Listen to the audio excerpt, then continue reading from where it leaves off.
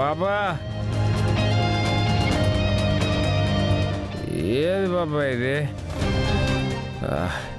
ఇందాకేమో వేడిగా ఉండదు, ఇప్పుడు జిల్లు మరి ఐస్ ముక్క తగిలినట్టు ఒంట్లో ఏమేమో అయిపోతుండదు బాబా.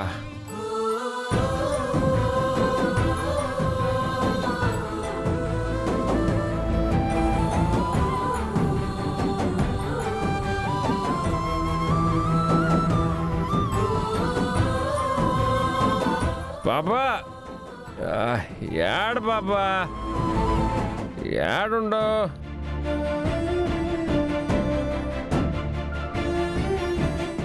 ఓ బాబా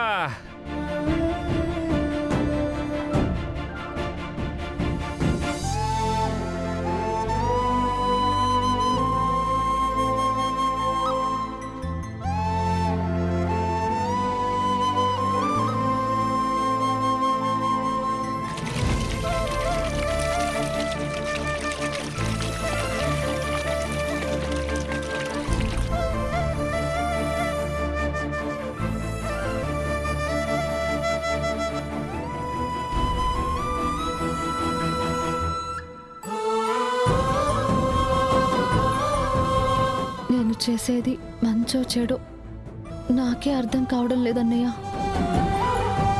మనిషిని గౌరవించాలని, తాళిని గౌరవించాలని నువ్వే నేర్పించావు.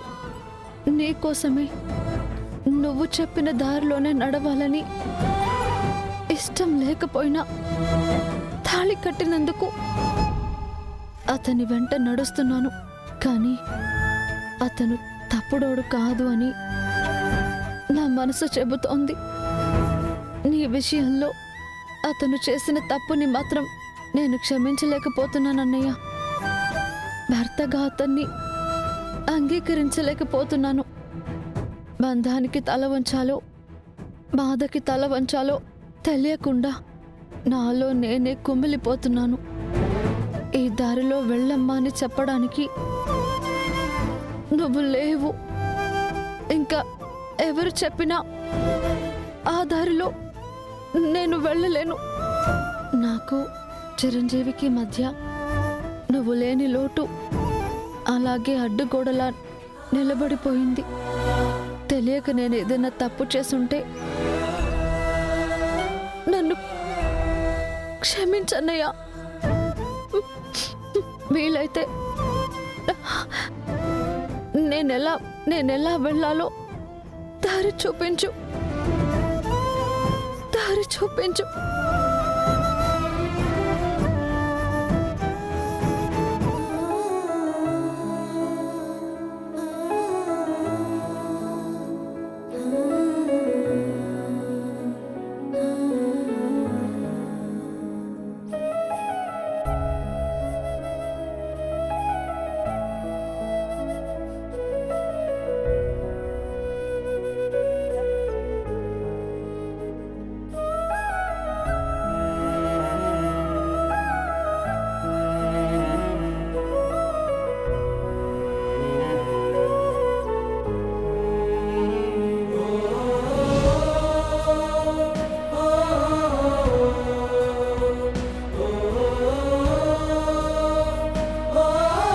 అమ్మా దుర్గా, ఏంటమ్మా అంత దీర్ఘంగా ఆలోచిస్తున్నావు?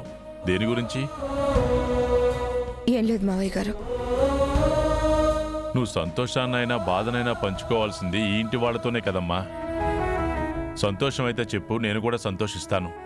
బాధ అయితే చెప్పు, తీర్చడానికి ప్రయత్నిస్తాను. రేపు మా అన్నయ్య ఆబ్దికం.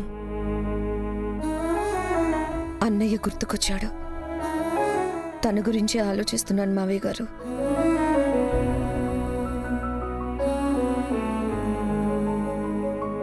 మరి ఆబ్దికం జరిపిస్తున్నారా? ఏంటమ్మా మాట్లాడవు? జరిపించాలి కదా. జరిపించాలి, కానీ మా ఇంటి పరిస్థితి మీకు తెలియంది కాదు. చేయాలనుకున్నా ఎలా చేయాలని అమ్మ బాధపడుతోంది. అవును, ఆబ్దికం అనేది అక్కడే చెయ్యాలా? అలానే ఏం ఉండదు మావయ్య. కానీ ఎందుకమ్మా నా దగ్గర మొహమాట పడతావు? చనిపోయిన వాళ్ళ ఆత్మశాంతి కోసం జరిపించే ఆబ్దికం ఎక్కడ చేసినా ఆ ఆత్మ శాంతిస్తుంది. మీకు అభ్యంతరం లేదంటే మీ అన్నయ్య ఆబ్దికాన్ని మీ కుటుంబంతో కలిసి ఇక్కడే చేసుకోండి. ఓయన్నా, ఏం మాట్లాడుతుండవు నువ్వు? వాళ్ళింట్లో చేసుకోవాల్సిన కార్యక్రమం ఈడకొచ్చి ఎట్టా చేస్తారు వాళ్ళు?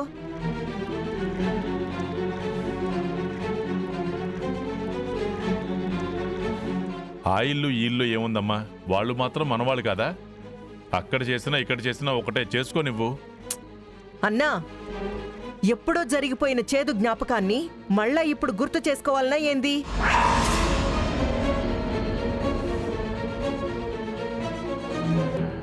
ఏమ్మా దుర్గా, మానిపోయిన గాయాన్ని మళ్ళా గుర్తు చేసి మీరు బాధపడ్డవే కాక ఇంట్లో వాళ్ళందర్నీ బాధ పెట్టాలని చూస్తుండారా? మీకంతగా దుడ్డు కావాలంటే మేమిస్తాము, పొయ్యి మీ ఇంట్లోనే చేసుకోండి.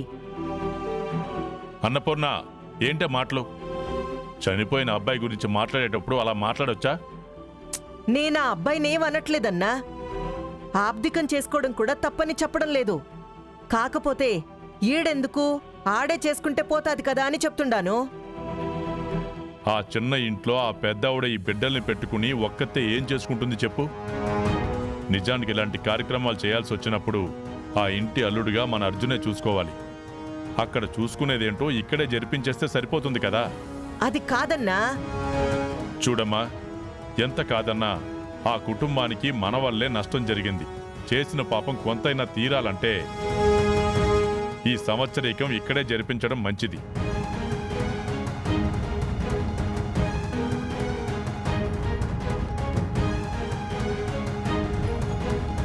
చూడమ్మా దుర్గా, నువ్వేం ఆలోచించాల్సిన అవసరం లేదు. మీ అన్నయ్యకి జరిపించాల్సిన కార్యక్రమాన్ని ఇక్కడే మన ఇంట్లోనే జరిపించు. పిన్నికి ఇక్కడ జరగడం ఇష్టం లేదేమో మావయ్య. ఇష్టం లేకపోవడం కాదమ్మా, ఏం జరిగిందో అందరికీ తెలుసు, ఎలా చనిపోయాడో తెలుసు. ఇప్పుడు ఆబ్దికం చేస్తుంటే ఆ రోజులు గుర్తు చేసుకుని మీరు బాధపడతారు. మీ మనసులో కొంత ఆవేశం ఉంటుంది, బాధ ఉంటుంది.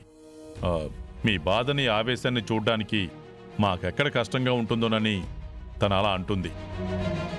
అయినా నా చెల్లెల గురించి నీకు తెలియందా?